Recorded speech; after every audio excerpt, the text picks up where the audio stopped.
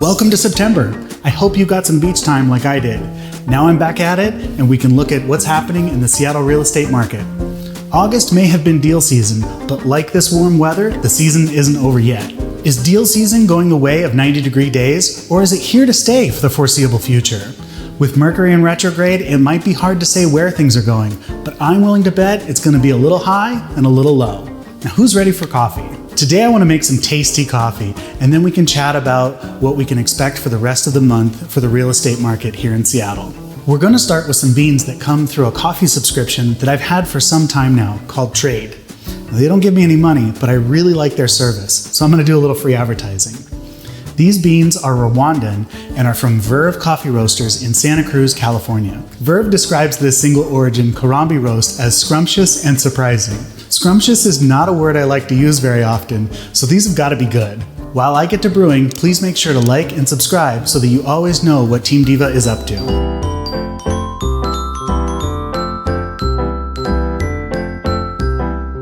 I'm going to grind these beans to a medium setting and brew them through this really beautiful pour-over system that I picked up from Manual out of Chicago.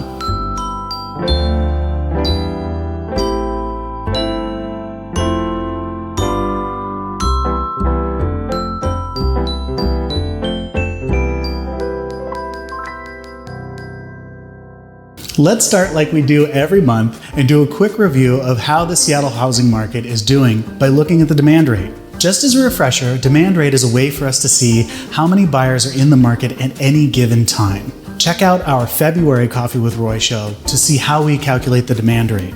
Don't forget, demand rate can change neighborhood by neighborhood and day by day. Today, September 13th, the demand rates are full of small surprises.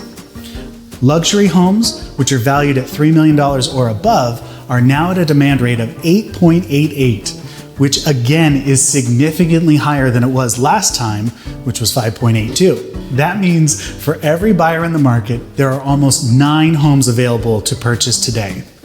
If luxury homes were not a buyer's market before, they really are now. Single-family homes are at a demand rate of 1.68, which is only slightly higher than the last time we did this, when they were at 1.43. The interesting change here is that we currently have 55 more available homes in all of Seattle, but the number of pending homes is down by almost 100. Again, this isn't a big shift, which leads me to believe that we're settling into a more even market for the foreseeable future. Now, Seattle condos are at a demand rate of 1.94, which is down from August when the demand rate was 2.15. And this makes sense as buyers are looking for condos to be less expensive than single-family homes. Buyers in this segment are also likely putting more value on location than size. See what I mean? The demand rates are continually surprising even when there are only small shifts month over month. How do we go about interpreting the market based on the information at hand? What I see happening is that the market overall is slowing down from where we were 6 months ago. The luxury home market is overinflated, but both the single-family and condo segments are starting to level out. That may be obvious, but sometimes we need to be told the obvious so that we really see it. To all of you that told me you were waiting for the market to change, it's happening. In fact, it's happened. Now is a really good time to call me and get the process started. Why is the housing market slowing down? Well, there's a couple of reasons. Interest rates are still higher than they were at the beginning of this year. The stock market has been all over the place. Also, a big chunk of the available housing stock right now doesn't meet buyers' definition of value. And we can't forget, there are always some midterm election jitters too. Now, homes that are perceived as a good value are still getting snapped up quickly.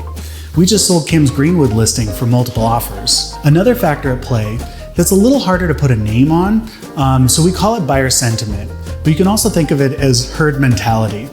It's the idea that as a buyer, I only want to buy a house if someone else does too. And if they don't want to buy it, then I don't want it either. It's very easy to get caught in this trap and lose sight of the end goal, which is buying a home in Seattle. Just because bidding wars are not ratcheting up prices 10 to 20% over asking doesn't mean that the homes are losing value. In fact, homes of all types are still more valuable today than they were at the beginning of this year. I'm going to keep it short and sweet today. That's the message. It's a good time to buy a house, and it's still a good time to sell. Call me if you want to grab a cup of coffee and discuss your home journey. Bye!